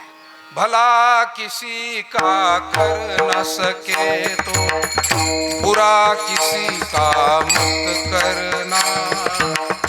भला किसी का कर न सके तो बुरा किसी का मत करना. पुष्प नहीं बन सकते हो तुम, काटे बन कर मत रहना. काटे बन कर मत रहना. भला किसी का कर ना सको तो बुरा किसी का मत करना. भला किसी का कर न सके तो बुरा किसी का मत करना. पुष्प नहीं बन सकता.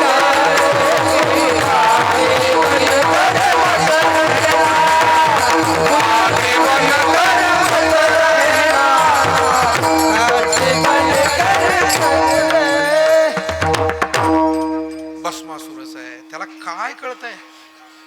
शंकरालाच भस्म करायला निघाला. शंकराला माहित होतं वरदान आपलंच आहे आणि ते घडू शकतं. शंकर पुढे निघाले, हा मागे पळू लागला. नारदांनी सांगितलं आता त्याच्याशिवाय प्रश्न मिटणारच नाहीये. नारद म्हणले पाठलाग कर चांगला, लग्न झालंच पाहिजे आठवड्यात तुझं काही करून. आणि जो बिछडला म्हणता ग्रामीण शब्द आहे आपला, आणि जो पळू लागला. शेवटी भगवान शंकराने भगवान विष्णूचा धावा केला. देवा, निर्णय घेताना चुकलो मी आणि आता हा अंगलट आलाय, तेव्हा काहीतरी करा. पण एक आहे, आपल्याला संकट ही जीवनात येतच राहणार आहे, पण संबंध असे जोडून ठेवावे की त्या संकटामध्ये आपल्याला कोणी ना कोणी जीवाभावाचं आपल्यासाठी उभं राहिलं पाहिजे. गोष्टीतून शिकता येतं. पहा, चालता चालता संबंध जोडावे. भगवान शंकरांनी धावा केला आणि विष्णू आले आणि त्यांनी मोहिनी रूप घेतलं. अतिशय सुंदर अशा स्त्रीचं रूप घेतलं भगवान विष्णूने. आणि शंकर पुढे आहेत, भस्मासूर मागे त्यांचा पाठलाग करत धावतोय. मध्येच ही मोहिनी उभी राहिली. छान असा निसर्गरम्य परिसर आहे, काही फुलं झाडं आहेत, निसर्ग आहे, आणि फुलं तोडते तिथे. या भस्मासुरानं पाहिलं आणि पाहिल्यानंतर त्या मोहिनीनं आवाज दिला, अहो कोण तुम्ही? म्हणे मी भस्मासूर आहे. चांगलं नाव आहे म्हणे तुमचं, व्हेरी गुड नेम. स्तुतीत करायची म्हणजे कशाची करतात लोक. आता काय भस्मासूर काय गुड नेम आहे? कोणी ठेवलं का आजपर्यंत आपल्या घरामध्ये कधी कोणाचं लाडानं? नाही हो, गुड नेम. काय करताय तुम्ही? नाही अजून तरी काय नाही, पण लग्न करण्याचे. अरे वा, मला पण लग्न करायचंय. मोहिनी म्हणते चांगली गोष्ट आहे म्हणे, मग तुम्हाला लग्न करायचं. मी त्याच्यासाठी तर धावपळ करतो. लग्न जुळत असलं तर काय करायचं पुढं पळापळ करून म्हणे. याच्यासाठी केला होता 8 तास. मोहिनी म्हणाली, हे पहा मी लग्न करील, पण तुम्हाला माझं काही म्हणणं ऐकावं लागेल. नाही ठीक आहे ना, काय म्हणणं आहे? म्हणे मला नृत्य कामाची फार आवड आहे. आता हे घडूनच आणलं देवानं सगळं, आणि तुम्हाला नाचता आलं पाहिजे माझ्यासारखं.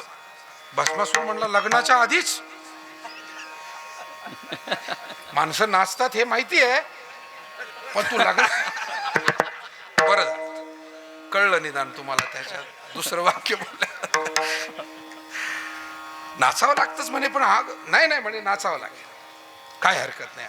आता हा जो भस्मासूर होता ना, हा म्हणजे आसूरच, नावातच आसूर आहे. त्याला सूर नाही, त्याला ताल नाही. त्याला कशाचं नाचता येतं? पण तो प्रयत्न करू लागला. ती मोहिनी नाचते तसा तोही नाचू लागला. नाचता नाचता मोहिनीनं कमरेवर हात ठेवले, त्याने कमरेवर हात ठेवले.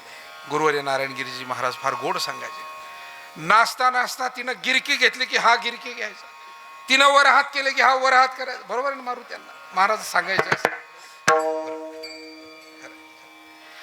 आणि नाचता नाचता असा रंगवला त्याला, आणि रंगल्यानंतर मला वाटतं भंग त्याच वेळेला होतो माणूस ज्या वेळेला चुकीच्या रंगात रंगतो. म्हणून आयुष्याचा भंग व्हायचा नसेल तर चुकीच्या रंगात रंगू नये. पण रंगला, आणि जे त्यानं नाचता नाचता डोक्यावर हात त्या मोहिनीनं ठेवले, आणि भस्मासुराला सांगितलेलं होतं तू काही झालं तरी तुझा हात तू डोक्यावर ठेवायचा. पण मोहिनीनं डोक्यावर ठेवले, त्यानंही ठेवले. महाराज वर्णन करतात, मोहिनीच्या संगे भस्मासुर भस्म झाला. विठाला विठाला.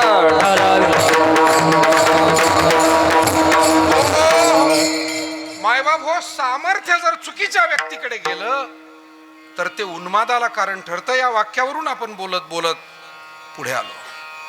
आणि म्हणून आम्हाला सुंदर जीवन मिळालंय, पण प्रभू आमच्या या देहाकडून काही चुकीचं कार्य होता कामा नये. आमच्या या जीवनातून, आमच्या या देहातून कर्म धर्म काहीतरी सात्विक सेवा असं होत राहावं. आणि म्हणून देवा एक करा, आम्हाला या मुखानं असाच आशीर्वाद द्या की तुमचे गुणानुवाद आम्ही गात राहू. अभंगाचं पहिलं चरण. येणे मुखे तुझे, येणे मुखे तुझे, वरणी गुणनाम, येणे मुखे तुझे, येणे मुखे तुझे,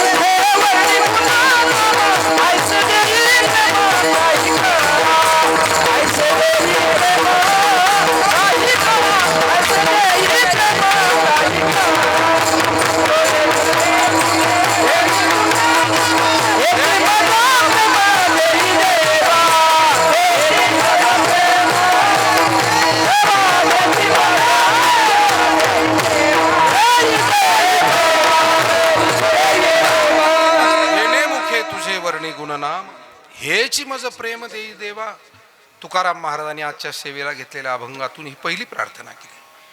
मुख दिलंय देवानं, पण आपण काही बोलावं असं नाही आहे. संतांच्या बाबतीमध्ये तुकोबाराय म्हणतात, मधुरा वाणी ओठी तुका म्हणे वाव पोटी. आपली वाणी ही मधुर असली पाहिजे. आता मधुर शब्दाचा अर्थ गुरुवर्य नारायणगिरीजी महाराज सांगायचे, ज्या शब्दांचा परिणाम गोड आहे त्या वाणीला मधुर म्हणा. थोडं सिद्धांतात्मक भाषा आहे, थोडी लक्षात घ्या बारकाईने. ज्या शब्दांचा परिणाम उद्यासाठी गोड आहे ती वाणी कशी आहे? घरातले आमचे वडील किंवा आई एखादं कठोर वाक्य जरी बोलले पण त्याचा परिणाम उद्याचा चांगला आहे. जर लेकरा बाळांसाठी, सुना नातवंडांसाठी वडीलधारा माणूस एखादं कठोर वाक्य बोलला पण तो वाईट व्हावं म्हणून बोलतो का? नाही, त्या पिढीचं कल्याण व्हावं म्हणून तो सावध करतो. तसं संत महात्मे सुद्धा कधी कधी काही शब्द कठोर बोलतात, ते मुद्दाम बोलतात, कुठेतरी समाज मनाला धक्का बसावा आणि परिवर्तन व्हावं म्हणून. किती सांगो तरी नायकती बटकीचे पुढे शिंदळीचे रडतील, असं तुकाराम महाराज रागारागानं बोलून गेले. परंतु शेवटी समाजाच्या हितासाठीच तुका म्हणे लासू फासू देऊ डाव, सुखाचा उपाव पुढे आहे. उद्याचं सुख महाराज म्हणतात आम्हाला अपेक्षित आहे आणि त्याच्यासाठी आज जसं डॉक्टर साहेब इंजेक्शन देताना पेशंटला त्रास होतो पण 3 दिवसानं तोच पेशंट पुन्हा येऊन सांगतो की डॉक्टर बरं झालं. त्रास आहे ना थोडासा चांगल्या गोष्टी करताना, पण उद्याचा उपाय त्यासाठी. तसं घरातले सुद्धा आपले मार्गदर्शक, चुलते काके, वाडवडील, गुरुजन, त्यांच्या बोलण्याचा आपल्याला आघात नाही झाला पाहिजे. आणि हे होत नव्हतं पूर्वीच्या काळी. काय कडक स्वभाव होते म्हाताऱ्या माणसांचे काही काही, शेवटपर्यंत पोरं सोरं कोणी कधी शब्द. आता इथं वाणी बंधू आमचे बसले ना, साहेबांचा स्वभाव काय कडक होता पण कधी अवज्ञा या मंडळींनी केली नाही. ही आपली संस्कृतीच आहे. आज सहन व्हायला तयार नाही. आज मुलांना गुरुजी जर बोलले तर पालक म्हणतात आमचं काही असू द्या, एकुलतं एक आहे, तुम्हाला काय करायचं. आता ठीक आहे, उद्या आता तुम्हालाच त्याचा त्रास होईल तेव्हा कळेल. येथे कोणाचे काय बा केले ज्याने त्यानेच अनहित. पूर्वीच्या काळी असं होतं मायबाप हो की गावातलं एखादं पोरग चुकलं तर गावातला परका माणूस सुद्धा त्याच्या कानशिलात वाजवित होता, कारण ते पोरग त्या घराचं नव्हतं, त्या गावाचं होतं. आणि म्हणून गावातला कोणा वडीलधाऱ्या माणसाला त्याचा कान धरण्याचा अधिकार होता. आज घरातल्या माणसाला सुद्धा तो उरला नाही. समाज व्यवस्थेचं काय होणार? विठाला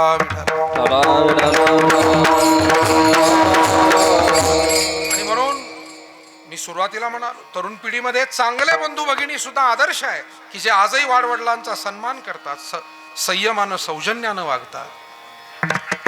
पण काही माणसांना मार्गदर्शनच नको आहे, सांगणंच नको आहे. आणि म्हणून असं चालणार नाही.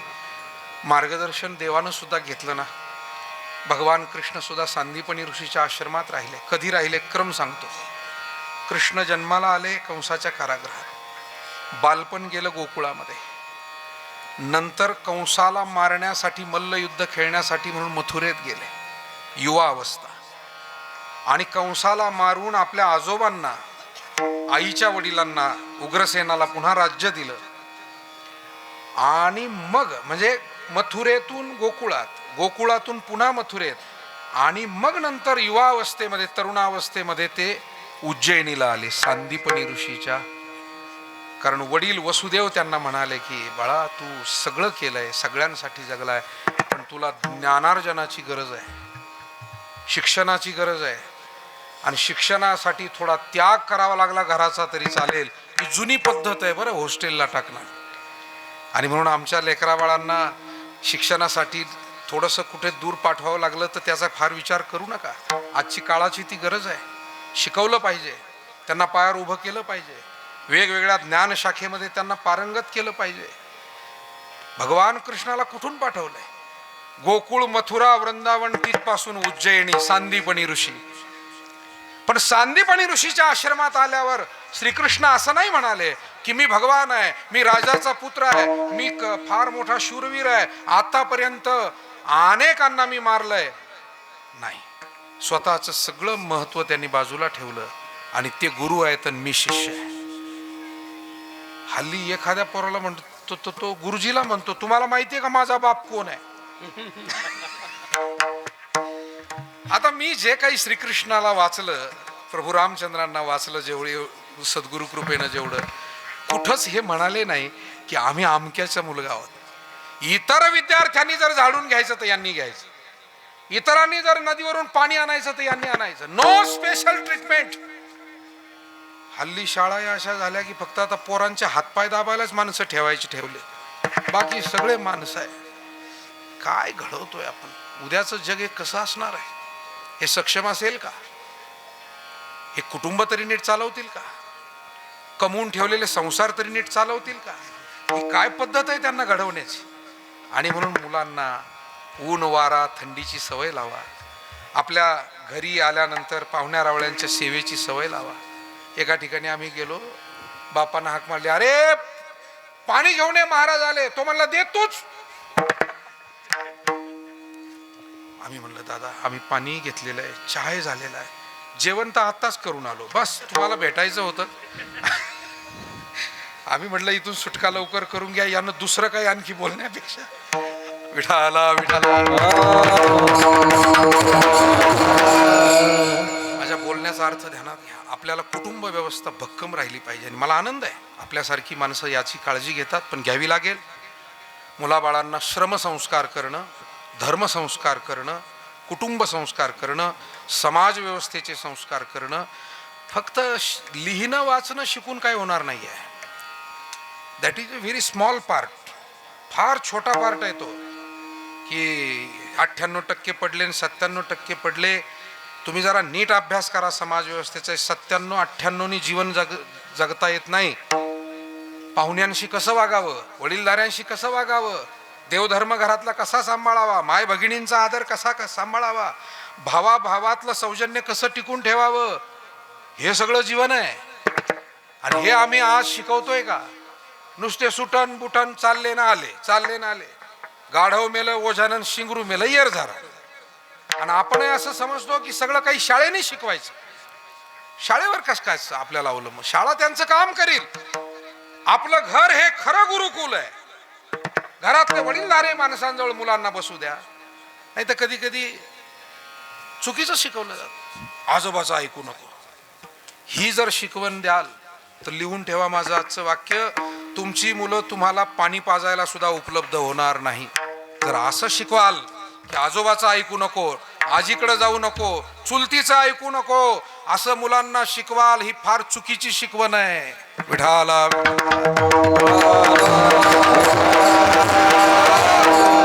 काय अध्यात्म सांगायचं याच्यापेक्षा वेगळं सांगा ना. समस्या याच आहे सगळ्या. आणि आनंद आहे की अजून अनेक परिवार हे मोठ्या विचारानं वागतायत, आपल्या मुलाबाळांना मोठे संस्कार करतायत. आणि हे होणं गरजेचं आहे. आणि म्हणून मुखाला आम्हाला येईल तसं बोलता येईल काय? अनुद्वेगम करम वाक्यम सत्यम प्रियम हितम च यत्. वडीलधारे माणसं कठोर बोलतीलही, पण त्याच्यात मार्गदर्शन आहे. आमचं वाक्य कोणाचं वाईट करणार नसावं. ते कडक असलं तरी चालेल किंवा मृदू असलं तरी चालेल. गरजेच्या वेळी मृदू बोलावं, गरजेच्या वेळी जिथे कठोर भाषेची गरज आहे तिथे कठोर भाषा वापरावी. परंतु या मुखानं भगवंताचं चिंतनही करीत राहावं. साच आणि मवाळ मितले आणि रसाळ, शब्द जैसे कल्लोळ अमृताचे, हिताचे शब्द हेच अमृताचे कल्लोळ असतात, असा संतांचा विचार आहे. आणि इथे तुकाराम महाराज म्हणतात, देवा आमच्या मुखातून वाईट वचन येऊ देऊ नका, आमच्या मुखातून सतत तुमचं नामस्मरण घडू द्या. येणे मुखे तुझे वर्णी गुणनाम, किंवा घेई घेई माझे वाचे गोड नाम विठोबाचे. कितीतरी अभंग या पद्धतीचे आहेत. मुखानं तुझे गुणानुवाद देवा गाऊ दे. कारण शब्द हे असे असतात मायबाप हो, शब्द जोडण्याचं काम करतात आणि शब्द हे कधी कधी तोडण्याचं काम. म्हणून कठोर बोला, पण परकेपणानं बोलू नका, आपलेपणानं बोला. किती रागवा, पण परकेपणा नाही वाटला पाहिजे तुमच्या भावाला, तुमच्या मुलाला, तुमच्या मेहुण्याला, तुमच्या पाहुण्याला, तुमच्या शेजाऱ्याला की नाही हे आपल्या हिताचं बोलतायत असं वाटलं पाहिजे. गुरुवर्य नारायणगिरीजी महाराजांचं हे फार मोठं वैशिष्ट्य. हे बोलायचे. आम्ही मरायला टेकलो, वैकुंठाच्या अर्ध्या रस्त्यावर गेलो, आम्हाला त्रास देता, कळत नाही तुम्हाला, माणसं मिळत नाही का दुसरे, कशाला त्रास देता, आणि तुम्ही आमची माणसं आहे ना, तुम्हाला कळत नाही का. झालं गेलं सगळं, डब्यात गेलं सगळं, डब्यात. काय आता ते, आणि काय बोलून उपयोग झाला. 10 मिनिटं असे रागावले राग, तुम्ही आमचे माणसं. विठाला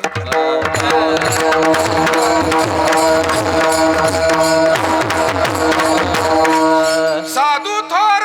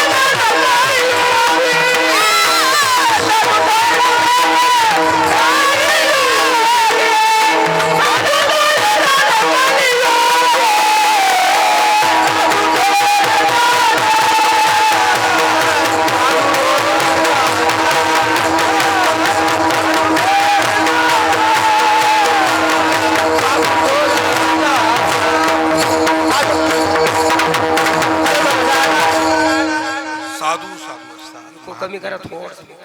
महात्मे हे महात्मे असतात. आणि म्हणून तुकाराम महाराज या ठिकाणी म्हणताय, देवा या मुखानं तुझे गुणानुवाद गाऊ दे. कारण कधी कधी बातों में बात, बातों में लात, बातों में घी शक्कर, महाराजांचंच वाक्य आहे. तेच आहे सगळं, दुसरं काही नाही आमच्याकडे. फुडिले भांडार धन्याचा हा माल, तिथे मी हमाल भार. हे सगळं सद्गुरूंचं आहे, त्यांचंच आहे. तेव्हा एका राजाला स्वप्न पडलं, स्वप्नात त्याचे दात पडले. त्यानं ज्योतिषाला विचारलं दरबारामध्ये, याचा अर्थ काय होतो. ज्योतिषानं खरं सांगितलं, जे काही तो अर्थ त्यावेळी तो अभिप्रेत होता. त्यांनी सांगितलं की तुमच्या डोळ्या देखत तुमच्या कुटुंबातल्या सर्व लोकांचा मृत्यू होणार, असा याचा अर्थ आहे. स्वप्नात दात पडले याचा अर्थ. राजा म्हणलं, तू काय माझ्या वाईटावर उठला काय. शिपायांना बोलावलं आणि त्याला कारागृहामध्ये टाकून दिलं. 4-8 दिवसांनी पुन्हा राजाला ते आठवलं. अरे म्हणलं, मला स्वप्न पडलं होतं, स्वप्नात दात पडले, काय अर्थ होतो. पुन्हा दरबारात विचारलं, कोणी सांगू शकेल का काय अर्थ होतो. एक जण अनुभवी हुशार, त्यानं सांगितलं, राजेसाहेब मी उत्तर देतो. या स्वप्नाचा अर्थ फार सुंदर आहे. काय, तुमच्या सर्व कुटुंबामध्ये तुम्हाला सर्वाधिक आयुष्य आहे. अर्थ काय झाला. अर्थ तोच झाला. पहिला ज्योतिषी काय म्हणला होता, तुमच्या डोळ्या देखत घरातले सगळे मरणार आहे. आणि दुसरा ज्योतिषी काय म्हणला, तुमच्या घरात तुमचं आयुष्य सगळ्यात जास्त आहे. म्हणजे डोळ्या देखत मरणार, हेच झालं. पण पहिल्याला जेलमध्ये टाकलं आणि दुसऱ्याचा सत्कार केला, कारण भाषेतला बदल आहे. म्हणून आमची भाषा तोडणारी नसावी, आमची भाषा ही जोडणारी. विचिते वचन जिने राहे समाधान, जिने राहे समाधान, जिने राहे समाधान. विचिते वचन जिने राहे समाधान, जिने राहे समाधान, जिने राहे समाधान. विठोबार जय विठोबार कुमार, जय जय विठोबार.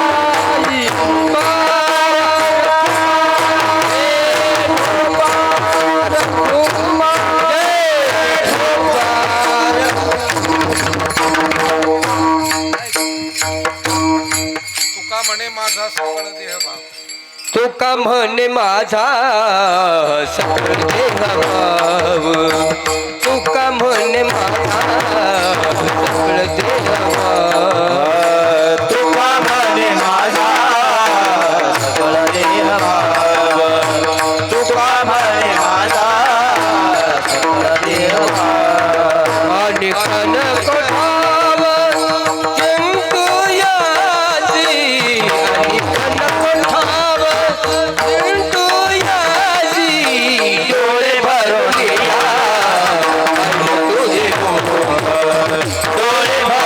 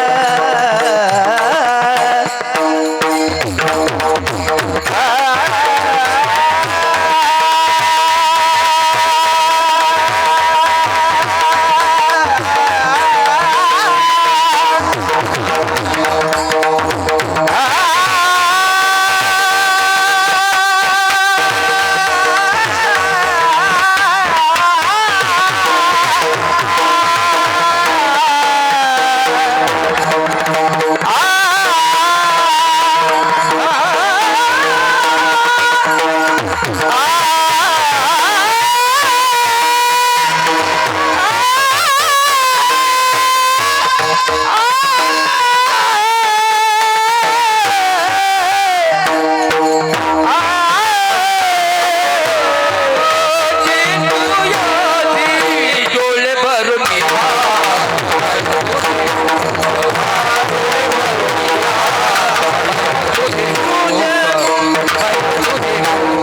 पाय ईश्वर माऊली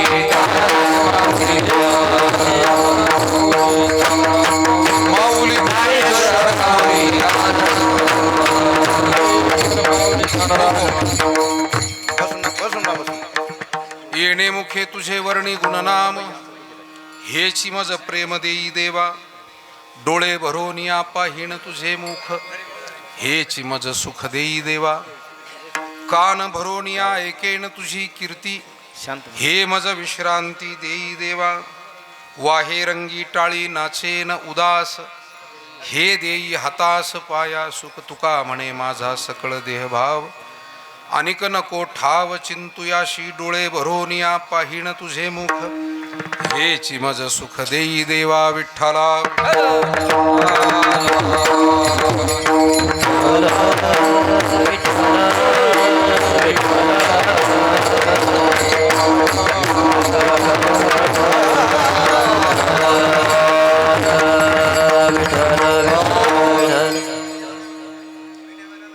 झालेली सेवा भगवंताच्या सद्गुरूंच्या चरणी अर्पण करतो. आज आपल्या इंगळे वस्ती वैजापूर या ठिकाणी म्हसोबा महाराज मूर्ती प्राण प्रतिष्ठेचा वर्धापन दिन सोहळा वर्ष 26वे असा हा कार्यक्रम पार पडलेला आहे. भजन कीर्तन अन्नदानादी सेवा संपन्न झाली. आपण सर्वच वैजापूर आणि परिसरातल्या सगळ्या गावातून आदरणीय मंडळी आवर्जून उपस्थित राहिलात. आपली सर्व आदरणीय प्रमुख नेते मंडळी सुद्धा अतिशय वेळ काढून आपुलकीनं उपस्थित सर्वजण राहिले. सर्वांनाच मी धन्यवाद देतो. आपल्या सर्वांना पांडुरंगाचे सद्गुरूंचे नेहमी आशीर्वाद राहो. आपलं सर्वांचं जीवन सुखी समृद्ध आनंदमय भक्तिमय होवो एवढीच प्रार्थना आजच्या सेवेच्या निमित्तानं पांडुरंगाच्या चरणी सद्गुरूंच्या चरणी करूया. आज ज्यांचं अन्नदान आहे ते रामराव आनंदराव इंगळे पाटील आणि त्यांचा परिवार श्री बाळासाहेब संतोषराव सतीशराव संपूर्ण कुटुंबाने अतिशय आवडीनं आजचं अन्नदान केलं आणि संपूर्ण इंगळे वस्ती आणि परिसराने आजच्या कार्यक्रमासाठी योगदान दिलं. मी सर्वांना मनापासून धन्यवाद देतो. पुढच्या वर्षी आपल्या इंगळे वस्तीवरील सन्माननीय सुखदेव भीमराव इंगळे पाटील हे पुढच्या वर्षीचे अन्नदाते. टाळ्या वाजवून त्यांचं अभिनंदन करा आणि तुमच्या सर्वांच्या परवानगीनं साक्षीनं त्यांना पुढच्या वर्षीच्या अन्नदानाचा हा श्रीफळ या ठिकाणी आपण अर्पण करूया. पुंडली वरदा हरी विठ्ठल श्री ज्ञानदेव तुकाराम सद्गुरु गंगा गिरीश पंढरीनाथ भगवान भगवान की जय. स्वर कुठे जातो तुमचा? पंढरीनाथ भगवान की जय. माऊली ज्ञानेश्वर महाराज की जय. यानंतर एक सूचना आहे. कैलासवासी सतीशराव रामदास खंडागळे हे आपल्या खंबाळ्याचे एक अत्यंत चांगले युवा पंचायत समितीचे सदस्य होते. भजनी मंडळाची त्यांना सगळ्या धार्मिक कार्याची मोठी आवड होती आणि माझे सुद्धा व्यक्तिशः अत्यंत चांगले स्नेहसंबंध त्यांच्याशी होते. आपण मला वाटतं कार्यक्रमही त्यांच्याकडे केलेला होता कुटुंबामध्ये. पण दुर्दैवानं आपले हे तरुण सहकारी लवकर गेले. आज त्यांचे कुटुंबीय ग्रामस्थ सगळे इथे उपस्थित आहेत. मुलगा आहे. तर या कुटुंबाच्या वतीनं आपल्याला त्यांच्या पुण्यस्मरणाचं निमंत्रण आहे. 5 जानेवारी 2025 रोजी सकाळी 10 वाजता जिल्हा परिषद प्राथमिक शाळा खंबाळा या ठिकाणी हा कार्यक्रम होणार आहे. तेव्हा खंबाळा ग्रामस्थ आणि खंडागळे परिवाराच्या वतीने या कीर्तनाचं आपल्याला आग्रहाचं निमंत्रण. त्याचप्रमाणे मगाशी सांगितल्याप्रमाणे महाशिवरात्रीला वाळुंज पाटील किरतपूरची आमची सगळी मंडळी आहेत. तर त्या कार्यक्रमाचं सुद्धा सकाळी 10 ते 12 महाशिवरात्रीच्या दिवशी सकाळी तेही निमंत्रण आपल्या सर्वांना आहे. आता पुन्हा एकदा सर्वांना धन्यवाद व्यक्त करतो. या ठिकाणी थांबतो. पुढील सूचना होईपर्यंत आपण कुणी उठू नये अशी विनंती. विठ्ठल जय जय विठ्ठल.